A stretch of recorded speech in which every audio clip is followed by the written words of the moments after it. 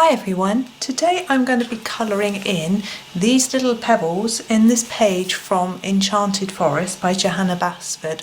I'm just going to zoom in now. I just opened it up so you could see which page it was from. Check that I don't go too close, it's blurred. Sorry. There we go. Now I'm going to be colouring these with Faber Castell Polychromos. I've got a whole bunch of them here. Now what I do with rocks is I use all of the warm greys. So we start with, this is the darkest, this is warm grey 6, all the way down to the lightest, which is warm grey 1, which is almost sort of white. But I also use this white, which is a Caran Luminance white. The reason I don't use a Polychromos white is because they aren't particularly good, to be quite honest with you.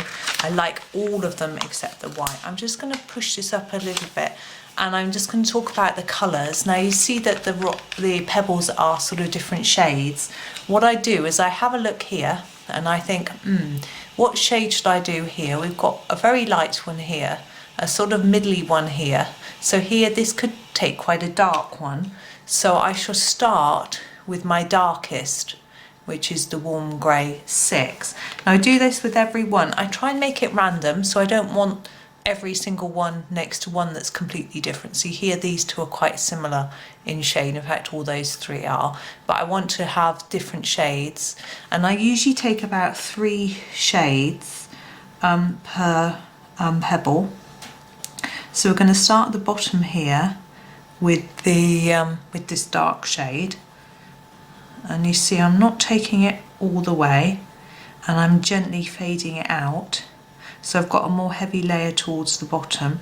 This is just the initial layer, there will be more layers. So that's the start, and then I'm going to go to the next one, which is the 5. So I'm just working down the numbers. So wherever you start, just work down through the numbers through the next 2 or 3. Obviously the amount of colours you use might depend on the size of the rock, although I'm doing quite a lot of this particular colour here, and then moving down to the number 4.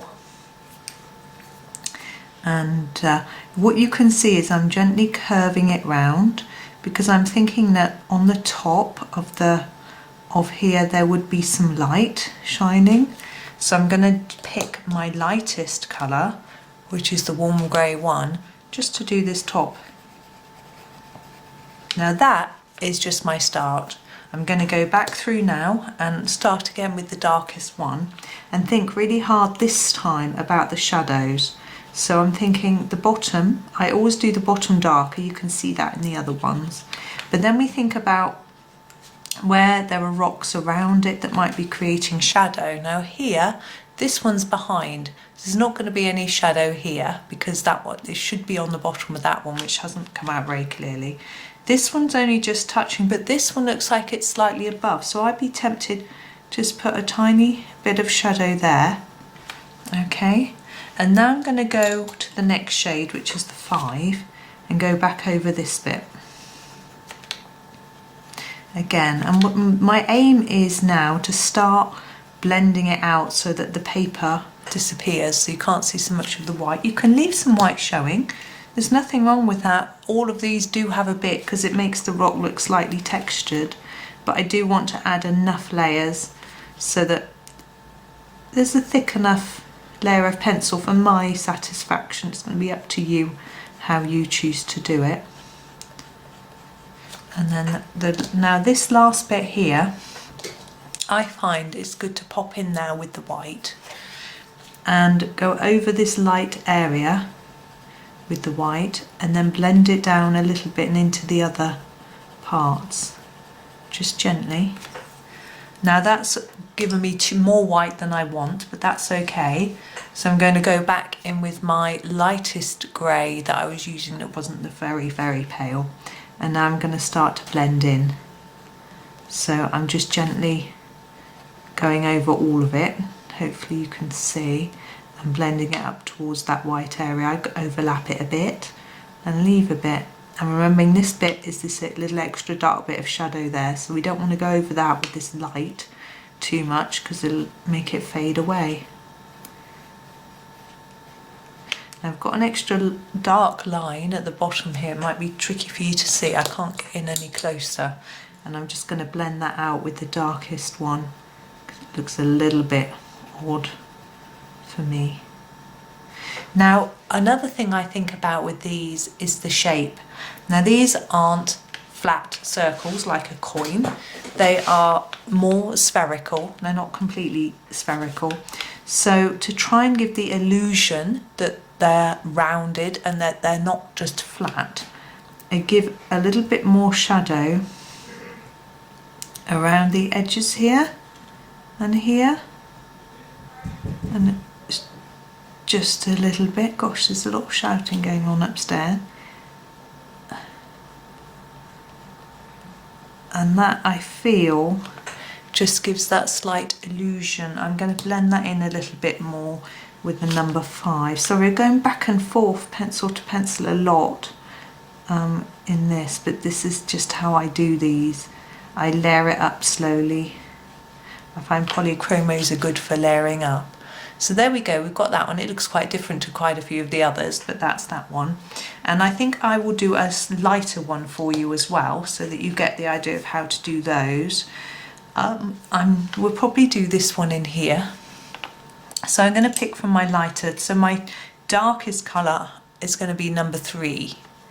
Okay, and we're going to do the same technique. So start here at the bottom with a heavy layer of number 3 and blend it up. We might go in with a slightly darker. Now to number 2, so to take a bit more. As I say, we might go in with a slightly darker tone at the end, but I'll see how it all works out and how I feel about the shadows and things like that that appear. And then this is the very lightest number 1. I'm going to go all the way over that top there with number 1. I'm not going to leave any white. We can always add the white. So I'm going to go back again to the bottom with number 3. And as I did with the last one, this time I'm going to think a bit more about the shadowing. Now here, it's touching this one here, so I think there'll be a bit of shadow there. It's also got these two above, so I'm thinking of popping a bit here and a bit here. Maybe even there for this one. And then definitely darkening up this bit here at the bottom as well.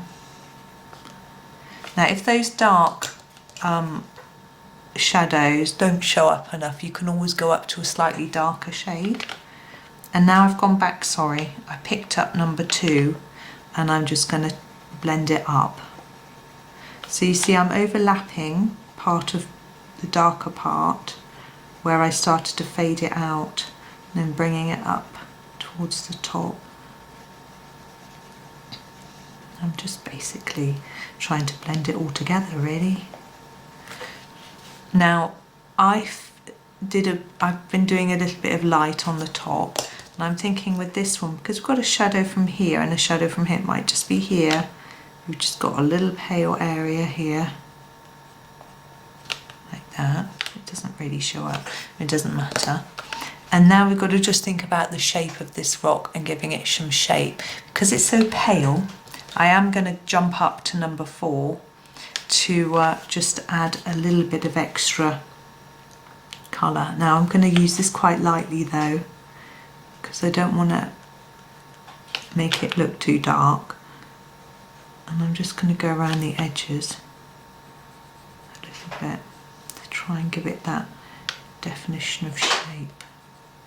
Gosh, that was a heavy clicking noise my fridge just made.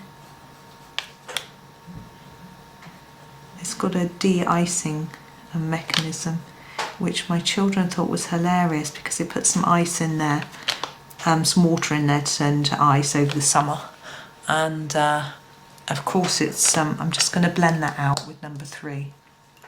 Of course it's now the winter, and they were fiddling around in the freezer and went, look, our ice has all disappeared, where the de-icing function in the freezer, or anti-ice, I don't know what it's called, has just got rid of our ice, which was quite amusing.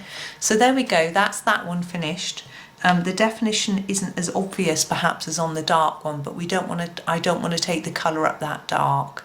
So this one I'm just going to show you a bit more because I don't feel that the colour is, the shadow is defined enough here on this one. So I'm going to grab my number 4 and I'm going to show you, I just want a little bit more shadow in here. But what I'm trying to be careful of is making sure I don't go too dark, but just so that you can see that that one's behind. I mean, obviously you can from Johanna's lovely drawing, but just to emphasise that a little bit more and to come around here to emphasise the shape of the sort of almost spherical pebble. There, I'm happy with that. I don't know how well it comes up on camera.